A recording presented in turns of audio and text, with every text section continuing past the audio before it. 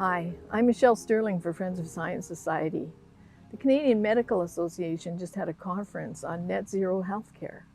We brought this issue up last year and a lot of people thought we were talking through our hat. But it's a real thing. They want to do things like put solar panels on the roofs of hospitals, put batteries on the side of hospitals, run EV ambulances. Can you imagine how heavy that ambulance would be with one of those big batteries and how long it would take to charge? And just think about the fact that ambulances many times have to wait at the hospital to offload the patients. And they have to keep all of the equipment running to keep the patient alive. You wouldn't want to have you yourself run out of power in that circumstance. So, it's a real thing in the medical world. And they claim that the WHO has said that climate change presents an existential crisis for humanity.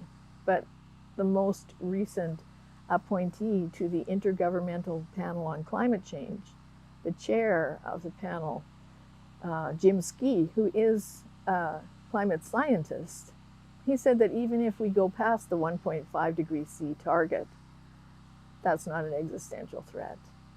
So he's cool with it, but the medical people are not. So in 2019, they turned out this enormous climate change guide for health professionals.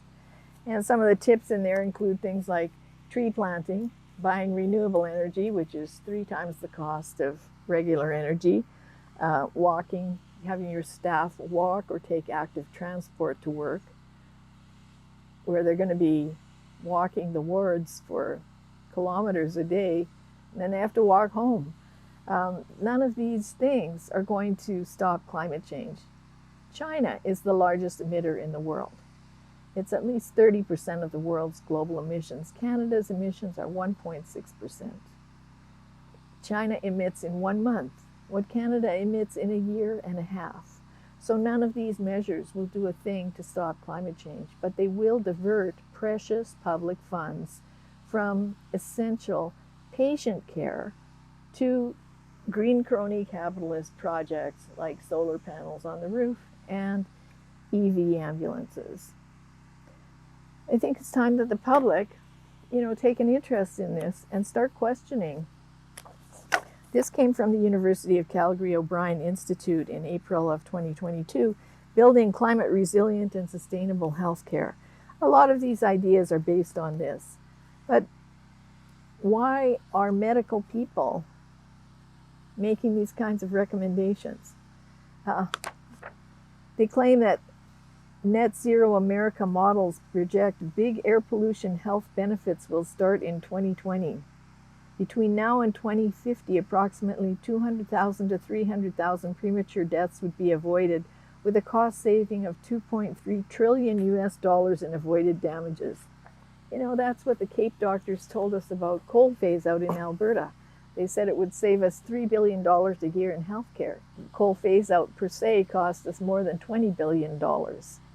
So I don't think that $3 billion saving will ever be seen.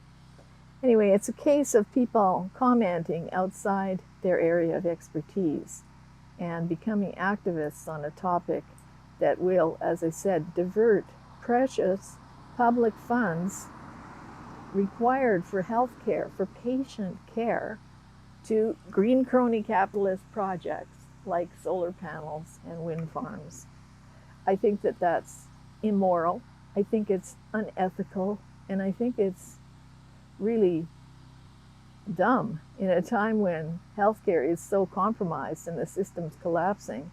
I don't think any medical person should be spending a minute of time on this nonsense. For Friends of Science Society, I'm Michelle Sterling.